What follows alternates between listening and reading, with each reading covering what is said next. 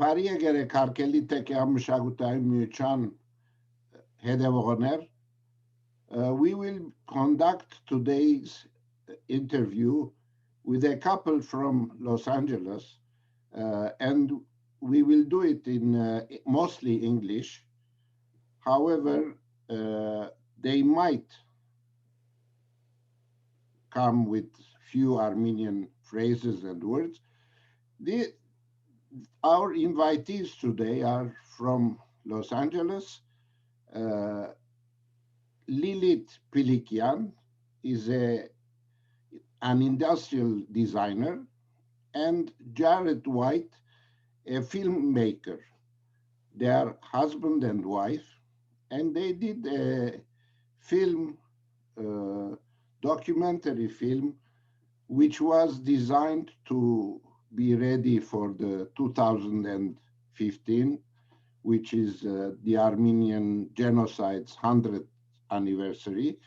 They started at that date, and after 4 years, they produced an interesting documentary. They will talk about it, the title also. So I'm honored that they accepted our invitation, and they are with us. So I welcome you, Lilit and Jared. Thanks for accepting the invitation. Thank you so much for having me. Pari egeres, Lilit. Merci, Shah. Ուրեմն, let's start, Lilit, and the film, the documentary film which you made, it has a special name, 100 Years from Home. Yes, Haru Tari Tanit Heru. Let's talk about the documentary. All right. So in the documentary, we started filming at the 100th anniversary of the Armenian Genocide. And basically we wanted to capture that moment, and we used that as a place to start our journey back. I had been searching for my ancestors' house that they had built and abandoned. My grandmother had kept the blueprint that had been passed down to her of that house, so in Kars, basically. And my husband and I went back for the 100th anniversary, filmed that, and got some amazing interviews from fascinating Armenians from all walks of life, right before we went back to Western Armenia in search of the house. And we really saw Lilit's journey in looking for her great-grandparents' house in Kars, in what is today Turkey, as this kind of window into that larger history of the Armenian people. There were so many people we've talked to, you know, on our journey of making the film, and since we've been showing the film, who say, I have a story like that in my family. You know, my ancestors were from this city or this city, and they had to flee to survive, to get out during the genocide. And so that was really our way, especially for non-Armenians who may not know anything about what happened, for them to understand what happened to these, you know, 1.5 million people who were killed in the genocide. I think that making it personal, making it tangible, something that they could follow, makes it easier to understand, because it's just so hard to wrap your head around 1.5 million people. It's just unfathomable, incomprehensible. Yes. So the story began in Kars. You're saying Kars because it's written with a K, but in Armenian it's Kars. Kars. Where lots of Armenians were there and were massacred, and the Muradians were 4 or 5 siblings, I think. So my grandmother, Burastan Muradian, who had the blueprint at the end, she actually married into that family. So my grandfather, her husband, yes, he was the youngest in that family of 4, I believe. Is that right? He has a better memory than I do. There were at least 2 brothers. Yes, there were 2 brothers and I think a sister. There so you go. Of the 4 kids, yeah. Yeah, they were victimized by the genocide, and your grandmother survived, and he came to the state. Well, Slightly He came- inaccurate. not exactly. Her grandparents, her So my grandfather was 5 years old when him and his parents and siblings fled using the Russian military basically as a convoy to escape when Kars was handed over basically to Turkey.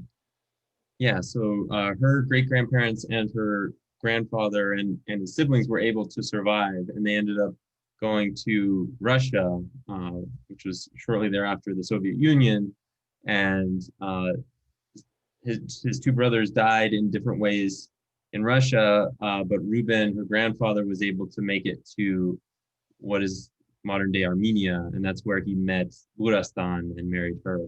Okay, and then Slowly handed down. America, USA appeared. Yeah, Okay. later. So, what is the blueprint story? Where did it start? Where did it go? How did it come to your hands, Lilith? Yeah. So the blueprint they used originally to build the house in Kars. The date on it, do you remember? 1897, In 1897, they built the house. Yeah. And then they had to abandon it during the genocide, but they took the blueprint with them to Russia and then to Armenia. And then when my mother moved to the US, where it is now. Right, and her And- grandmother passed it down to her mother, and her mother passed it down to her, and she took it on herself on the 100th anniversary of the genocide to try to go back and find this house. So the blueprint ended in your hands in 2015 Sure. Yeah. or earlier. I knew about it earlier, but yeah, That's when you really started looking Looking, into yeah. where it might be. started actually paying attention to it, trying to read it, trying to understand it. So the blueprint triggered the idea of doing something with it and going back to your roots. And so is that the scenario which happened? I would say there were parallel scenarios. So with the 100th anniversary coming up, I felt compelled to do something. I was spending my evenings reading about it, understanding it, and then looking on Google Maps of Kars to try and see where my family might have come from. And I kept trying to get my husband here to help me in making some sort of dedicated documentary to this.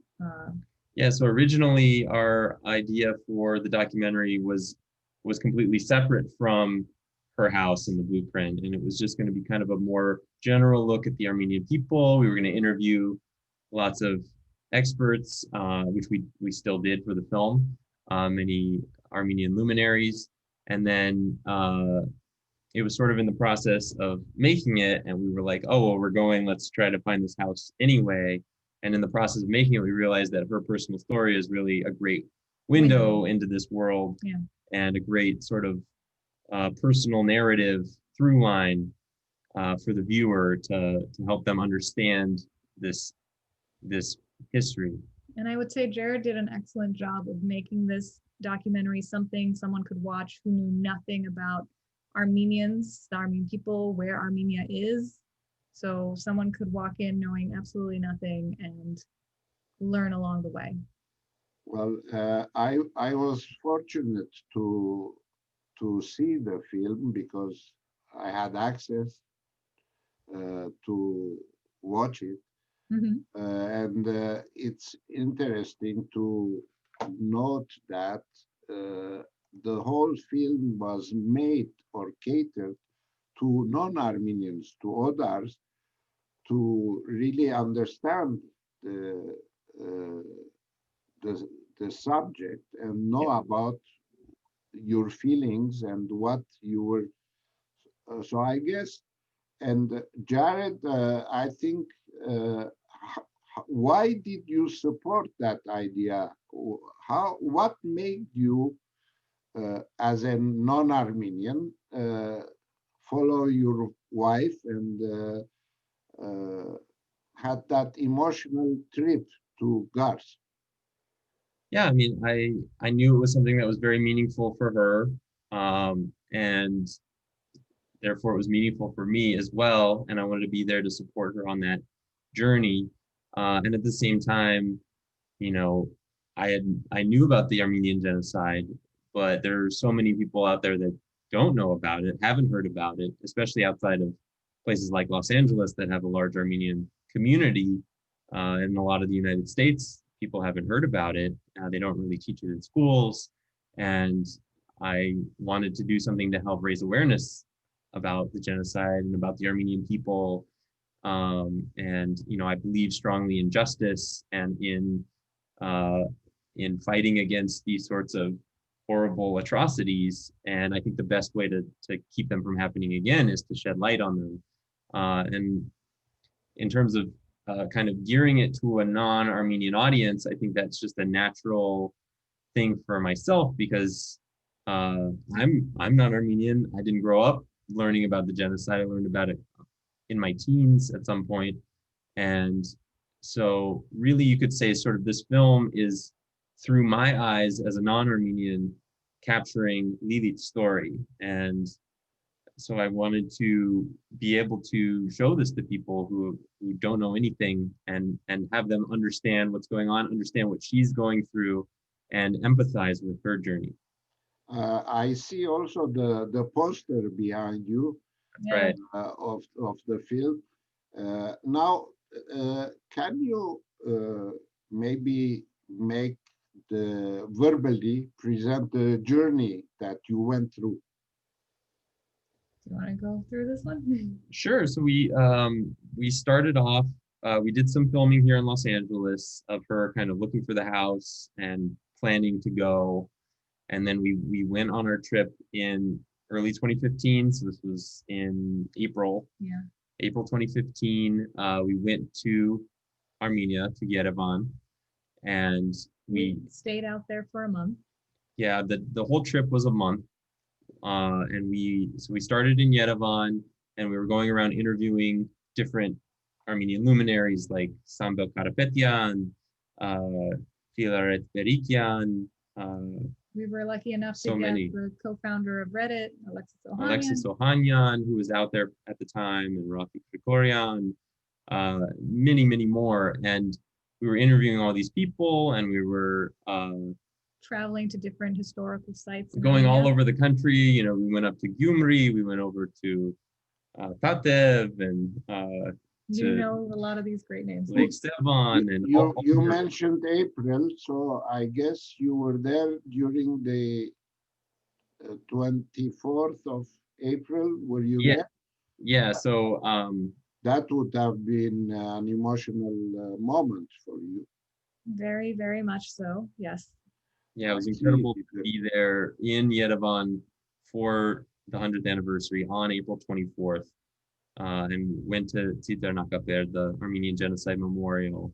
And for those who don't know, you know, pretty much everyone in Yerevan goes and marches up the hill and leaves their flower around the eternal flame there, kind of pays their respects. Yeah. And it's just this very moving, you feel like you're in a funeral procession, and it's a very moving experience. And even more so because there were just so many people there on that 100th anniversary. Yeah. So you were carrying the camera, Jared. That's Yeah. right. Yeah. You were the one who was filming. Yes. Yeah. I was following her around with the camera for the whole trip, pretty much. Basically. Yeah. And then you reserved a trip. To Yes. Western Armenia, which is now Turkey. We reserved a trip that would be about 4 days. We were part of a tour group, so we were being shuttled around with another group of people. And I most appreciated having a tour guide that spoke both Armenian and Turkish. So and he was the tour guide is a Turkologist, so he's an expert in the area and the history, and Helped me feel very comfortable in that sense. But before we even went to Turkey, we did take one more trip to Artsakh, Karabakh. Yes. And yeah, we did, and it's beautiful. the fields. It's beautiful land. It's very green in Artsakh. We got some beautiful footage of the churches there, of the buildings. We went Yeah, to Shushi, Dadivank, Stepanakert, yeah. um, Ganzasa. Ganzasar. It was a really beautiful, just beautiful countryside, beautiful land. And we actually ran into a problem when we were then after that going into Turkey. As we got to the border, we had a visa stamp in our passport for Mhm. Artsakh, for Karabakh. Which they don't normally give out. They don't normally give you. I specifically asked for it because I like collecting these stamps in my passports. And I didn't realize that this was going to cause a big problem. Well, it wasn't a problem for you. They looked at your last name. They said, go right ahead. They let me right through, and then she was after me, and they stopped her, and they were like, "What is this? Where is this? Where is Why do you this?" have this? Playing dumb about what Oh, I don't know. Nagorno-Karabakh is. And they stopped her for, I don't know, about 30 minutes and were questioning her about it. I'm hanging on to my passport. Well, you know why We know why. We know. arises. That's why we are at war right now. Yeah. They don't like that Right. identification. They don't like us, and this is what's happening Yeah. in the actuality today. Yeah. Absolutely. So the tour had in the plan to visit Gars, or you made the tour go to Gars? Oh, that was That part was of the part of the tour. plan. That was part of why we chose it. It was going to go to 3 Armenian cities: Ani, Van, and Kars. Yes. Kars. Yeah. So when was it? At the end, at the beginning? I think it was at the end when you had the chance to be in Gars. Yes, that was the last stop on our way out. Yeah. And we went to, I mean, Ani was incredible. Yeah. It's, you know, Beautiful architecture. it's all vast. in ruins, but you can feel that there was this large city that used to be there. That's the image in the poster is a building in Ani that Lilit is standing in front of. Everything there, of course, is Armenian, but they are Denying that. basically denying that it was Armenian. Yeah, yeah. Yeah. And that famous blueprint, you had it with you, or you I didn't left dare it take it with me. I took photos of it before I left so that I had it on my phone so I could refer back to it. Yeah, she was very nervous going into Turkey. She was very, Cautious. yes, but also anxious and full of anxiety the whole time she was there. She didn't want people, I didn't want to talk to anyone on the streets. I didn't want to ask questions. I didn't want to. she didn't want to draw attention to herself. She didn't want people to know she was Armenian. She didn't want any of that going on, which was a little difficult because I was following her around with the camera, like you were saying. So there was this, Trying to be invisible, but also drawing attention. yeah, and I was, you know, trying to be there for her, and I knew this was a very emotional experience for her, walking through Cars. So trying to be there for her while also trying to capture this for the film and film it all. It was a kind of a tricky balancing act, but at the end of the day, I feel like the experience brought us closer together. Yeah. Because we were able to kind of talk it out, and I was able to have a better understanding of her, I think, in the process. So I understand that the blueprint had particularities. It was an L-shaped building, That's Yes. right. which you were looking for, I and looked- you had done some homework. Yes. I was looking at Very, satellite images. very tiring homework. Can you explain about it? How did Sure. you plan to find that famous ancestral home? Yeah, so I'd spent a lot of time on looking at satellite images of that area, trying to find buildings that had a similar aerial view. So an L shape at the top, and I'd marked each one with a star, and we went around visiting those to see if the front face of it matched the number of windows and had the door in the right place. Um, Basically, I uh, yeah, just went around looking, and there were so many houses with the same architecture. I was very surprised. Yeah, the tour guide told us that the houses that were made with this black stone were Armenian architecture, and there were tons and tons of them in cars. I might have gone in having like a couple of dozen houses I planned on looking at, and when I was there, it was almost every other house. Yeah. Looked like it could have been it. Which was very different from Vaughan. We went to Vaughan before we went to Kars, and in Vaughan, it was like all new buildings. There were none of the buildings from when the Armenians lived there, but in Kars there were way Tons. more of them than we were expecting, and it made the search very difficult. So, surprise, surprise, did you find your the home the house you were looking, or it We was not? we don't want to give that away. We want people to watch the Keep, film. all right, that's what I thought. Okay, so there is. I think you should watch the movie or the film to know if Lilith found her ancestral home in Gars. So let's finish now. You came back, and it took maybe script writing, and editing. A lot of A lot of editing. editing. We were still filming when we got back in LA. We got a few more interviews here. Yeah, we did some more interviews here. We interviewed Richard Hovhannisyan, the great Armenian historian, a lot of Shushan Karapetyan, Vahe Berberian, a lot of great interviews here as well. So we were still filming for another few months after we came back. And then it was, we were just left with, I think, hours. over 100 hours of footage from everything we got. And it was a matter of kind of like going through that, honing the story and around her experience and how much history we needed to include. We had a really great co-editor, Gayane Garajian, who Fantastic. really helped us shape the film and hone in on the heart of the story. And the film wouldn't be the same without her. She really elevated it. So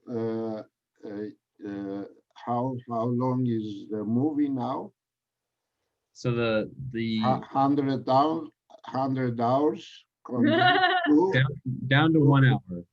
1 hour. The version that is being broadcast on television is a little under an hour, and we had the premiere of it on PBS SoCal here in Southern California on September 1st, and they had PBS SoCal called a smashing success. Yes, it went very well. We had a rebroadcast of it on PBS SoCal, and they also showed it on KCET, another big PBS station here in Southern California. And we're in the process of bringing it to more PBS stations around the country. And we encourage anyone who would like to see it in their area to reach out to their local PBS station, which you can do if you go to pbs.org/stations. You can look up your local one and let them know that you want to see 100 Years from Home in your area. I would ask our viewers, if they want to see the movie, let them go to the local PBC station and ask to watch 100 Years, what was it? 100 Years from Home. Yes. The movie, by requesting, they probably will put in their programming. And that way we can get it seen by even more people who might not know anything about it. And we also recommend if you follow us on social media at 100 Years from Home on Facebook and on Instagram. Our website is 100yearsfromhome.com. That's how you can keep up to date on all the where latest it's showing. ways that you can watch the film. The first showing though was done at the Arpa Film Festival. Yes, it premiered in 2019, almost a year ago, November 2019, the Arpa International Film Festival in Hollywood, to a Yes. sold out screening. It went Which really is great. well. And yeah, And what are the future plans for the film or any repeats? yeah, like we said, we want to take it to more PBS stations around the country. We are going to be selling DVDs on our website, 100yearsfromhome.com, very soon. And we are also looking at bringing it for educational distribution. So we want to take it to schools so that more students can learn about what happened. Mhm. And we're also ultimately looking into different options for streaming services as well. Yes. So this was a project not financially oriented, I guess. Uh, You could say, yeah. Yeah. Do you expect any return for that effort, or you need exposure? Exposure is the return To me, you the, expected. the reason we made the project was to raise awareness for the Armenian genocide, for the Armenian people and Armenian issues. To me, that is the return. We didn't go into this to make a lot of money off of it. That's most documentaries don't. But yeah, we're excited to Getting it out there in the world now. get it out there, raise awareness, and help in whatever way we can in trying to stop further genocides from happening. So in other words, after a while, I guess you will make the film public, or what's your So we hope to intention? get it on a streaming service so that more and more people can have access to it. Yeah. Yeah. All right. So I really appreciate what you have done. Now I want to conclude our interview, uh, making a parallel with what happened then and what is happening now. Yes. We are really, uh, as a nation, we are fighting an existential war right now, and President Erdogan clearly mentioned that what our ancestors did not achieve, we will be doing today. Uh, Fortunately, our people are really fighting to not let this happen. I guess we need awareness through deeds like yours to make think to stop such atrocities and uh, intentions. Uh, do you have any say in this parallel scenario and how your project might do a, add a drop in the public opinion? Yeah. Yeah, I mean, our hearts go out to the Armenians that are in harm's way, both in Artsakh, Nagorno-Karabakh, as well as in Armenia. And it's obviously a horrible situation that's happening. Clearly premeditated on one party's behalf. It's it's unbelievable what is taking place now and what has taken place in the past. We have a clip in our documentary where we talk about Artsakh, and the words there are as true 5 years ago, 100 years ago, and today. Yeah, where we give a little bit of background on the history of Artsakh and how it ended up in the situation it's in now as this independent republic. And we actually posted that about a week ago on our social media channels in order to help raise awareness for like what is Artsakh, what is Nagorno-Karabakh, how did it end up in the situation that it's in now. So we're trying to do our part in trying to educate people on what's going on. And it's difficult because not enough people, not enough news coverage is talking about this, Yes, yes. especially outside of the Armenian news And sources. it's so complicated that news can be distorted on either end. Yes, definitely. And it's, we definitely are hoping for peace, but we know that, obviously the Armenians have to defend themselves and defend their land. So it's, it's difficult, and, we want to not see, leaders like Erdogan in Turkey intervening and meddling in this. With mercenaries.